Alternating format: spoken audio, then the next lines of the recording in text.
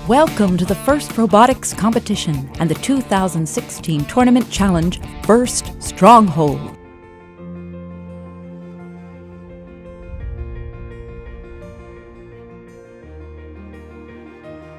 The Alliance quest is to breach the opponent's defenses, known as the Outer Works, weaken their tower with boulders, and capture it.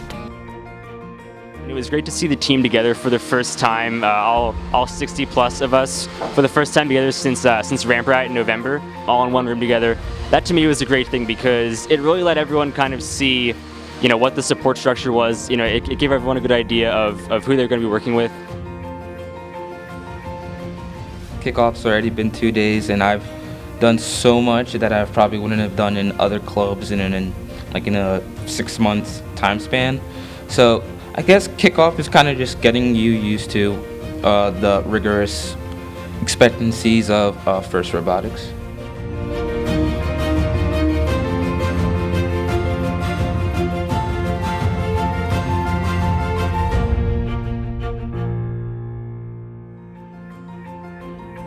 So this year's kickoff game was pretty cool. There are a lot of different elements to it. We've been having a pretty serious strategy discussion over what defenses we're going to do. I really think this year's game is very exciting because there's a lot of defensive things that we can do, and there's going to be so many different types of robots on the field. I think it's pretty interesting because I really like the castle design, and I think it's going to be much more interactive than last year.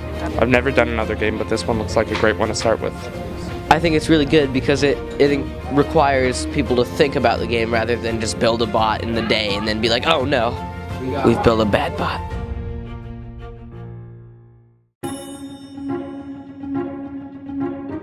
So this year, I think the thing I'm most excited about is the fact that we spent the entire off-season getting a lot of new methods together. That this build season is going to be a true test of our work in the off-season. So we spent a lot of time basically figuring out how we want to analyze the game.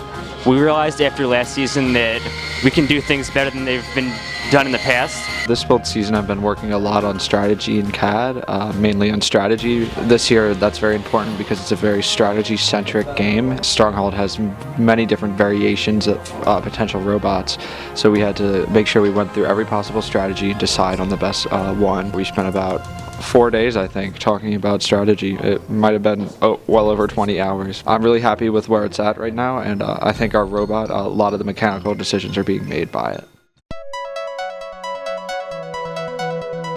Throughout the past 2 days, I've mainly been focusing on getting the team to rally around certain ideas, making sure that everyone's voice is heard in strategic and design discussions, and also making sure that everyone's having fun, having a good time, and also learning. I was leading the group for the drive-based prototype that was finished and that was CAD'd successfully, and we have that in now.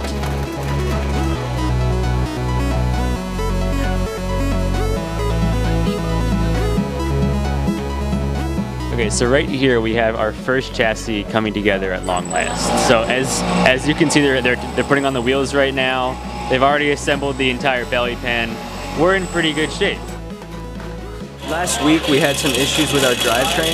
The chain was skipping because one of the brackets had actually fallen off of the actual robot frame. So the motors were basically torquing on the frame and weren't allowing the wheels to spin at a constant rate.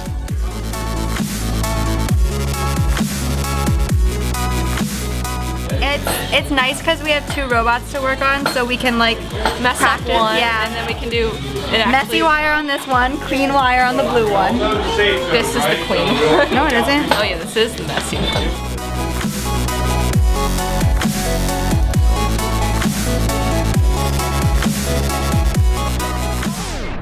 I've been waiting for them to finish the robot so that I can take it and program stuff. You're not the only one waiting. What are you going to be doing with it? Yeah. I'm waiting too. Alright, this kid's waiting too. That kid? Josh, who's that? That's right. This is Adam, Coach Adam. He's not actually a kid.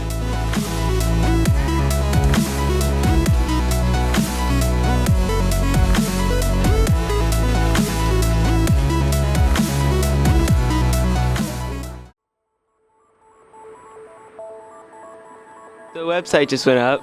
Yes, it did. I'm very excited about it. I've been working on it since last year. I think it's a great improvement since the last website. The last website was a little bit more complicated. It'd been around for a while. It was a little outdated visually as well. I think the overall organization of it has improved a lot, and the layout, it's just modern, sleek, nice to look at.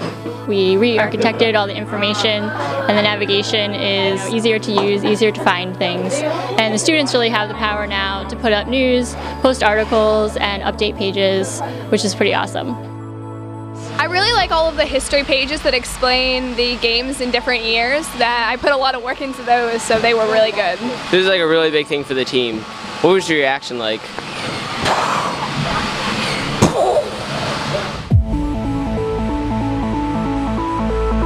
We made a prototype out of mostly wood. Obviously the rollers were aluminum, and we started editing that design until we came to what is essentially the design that's going on the robot now. We also solved a pretty long-running compression issue with the intake. We have built an over-the-bumper intake, and it uses orange McMaster belting to bring the ball, compress the ball up and over the bumpers and into the robot.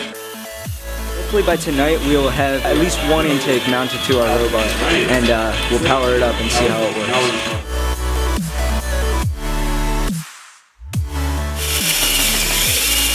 Yeah. Spread out. Yeah, put it back. I think you should put crowns on. Yeah, you can take it to the middle. We are actually modifying the current intake to use bolts at the bottom mounting brackets instead of rivets. That should, you know, alleviate the problem of the intake basically like swaying around on those rivets and loosening them. Currently our conveyor to bring the ball from the intake to the shooter consists of one roller right at the base of the intake, and then that's connected via long belts to right underneath the shooter, and then we have a roller on the back of the shooter that'll basically rotate the ball around the 90-degree arc and get it into the shooter wheels. I've personally been working on the scouting application, which is a kind of website our team has that helps us compile data and look at the data for teams and their statistics in the game.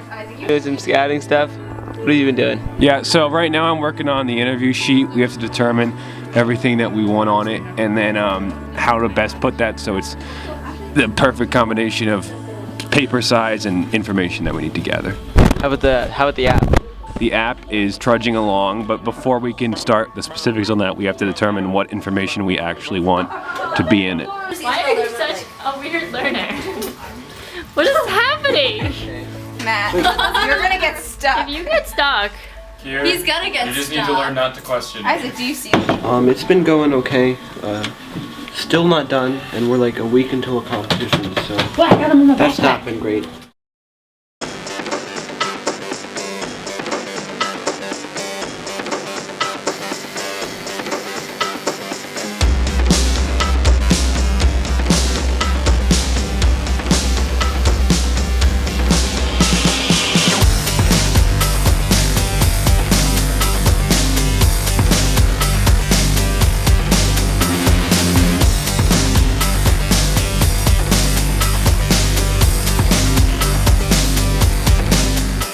We are building the hood, and as you can see, this turns and opens. wow. Yeah, it's amazing. And what's gonna happen is when we're done, this should bend backwards, like this. It should? And then that's gonna change the angle of the shot from a long to a short.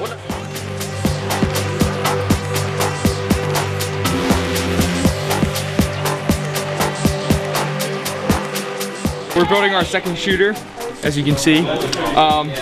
We were finishing up the first one, installing, and now we're trying to add spacers and finish up the wheels. What you have to do is you have to pull out you have to take the bolts out. It's not that the bolts are too tight, it's that the holes were never drilled out.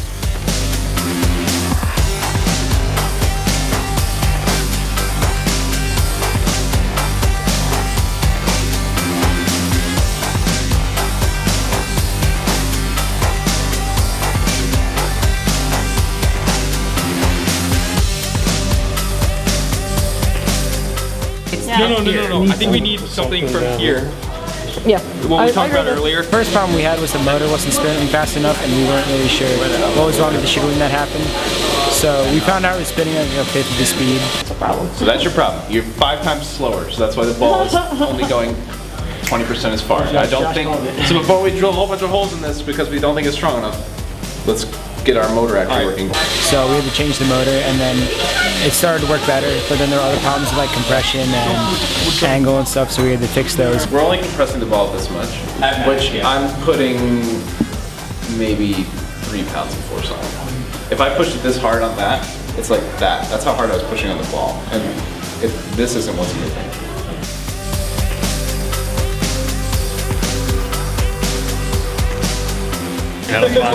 We are about to shoot our first ball from our shooter actually finally mounted to the drive base with the intake on the back. We've been working on systems to track the target and ways to make that robot turn automatically to aim for the target. Is that the vision? Yeah. Would that to be green? Has it been successful? It's pretty successful, yeah. Now we're just going to make a nice holder for the lens and the light.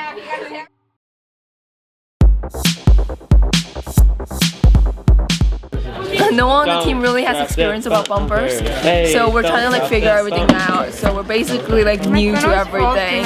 The dimensions are pretty hard to figure out because we would think that one dimension would work, but actually when you put it together, it wouldn't work. So we had to adjust the sizes a little bit. And sometimes if you like forget like a little thing, like which direction the bracket's supposed to be, then you have to start over. So that was pretty hard. And when we're trying to wrap around the fabric around like the bumper noodles and the board, like that didn't really work out well either. So we had a lot of struggles with that. Well, it was a little harder than I expected it to be, but it's pretty satisfying when you put it on the robot and you check that it works, because it's actually a pretty important part of the robot once the game starts.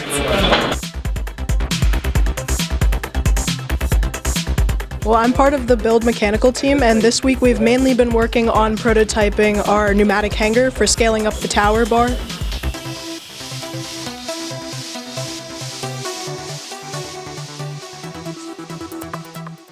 The hanger, what we're having trouble with is compressing the space that we're using for the PVC. We've been using PVC as an example for the hanger to try to sling it up basically to the pole, but the issue we've been having is being able to bend that back. PVC is rigid. It's going to snap if we bend it back too far, so we think we could use fiberglass or something like that, but that's very unstable. It wiggles to the side a lot.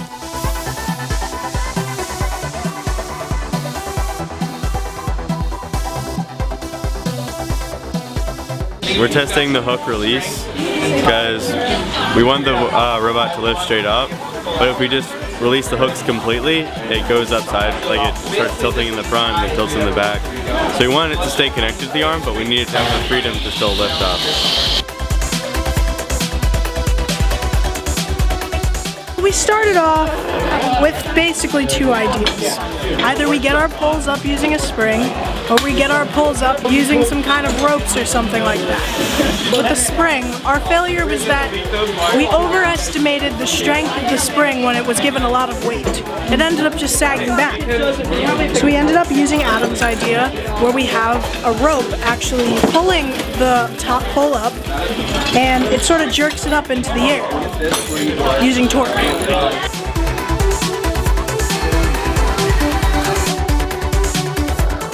Originally we had some kind of system that would throw up a hook to grapple on the bar, but now we have this entire piston system that will like launch, like it'll like kind of get a hook on top, but not so much throwing as it is like lifting. So it looks a lot like a scissor lift, and how like it starts like this and then it ends like that, so it's a lot higher up. There have been so many problems with like the accuracy of the piston and the string and making sure that everything was tight, because if it's not tight, the hook's not going to bend and get up there. So yeah, it's been a pain. Trying to transition from the prototype to the actual version. So we rebuilt all the arms, made them lighter, more strong. We redid all the joints so that we have less hardware and less wobble. So now we're just putting it back together, we're testing it again. And we swapped out the steel cable for rope. You can calculate out a drive ratio. If you want to run this. We are bolting together the gearbox so then we can mount it to the base, and it's for our winch, so hopefully we can climb tonight. Like in what way? Is this second one? Oh, it's just for the twin? Yeah, and there's a spare as well.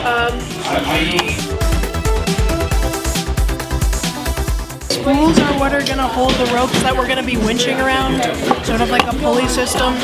So the spools are sort of gonna look like this. The rope is gonna wrap around, and when we want to hang, it's gonna come off of the spool as well, and we'll be able to hang. Before on the inside?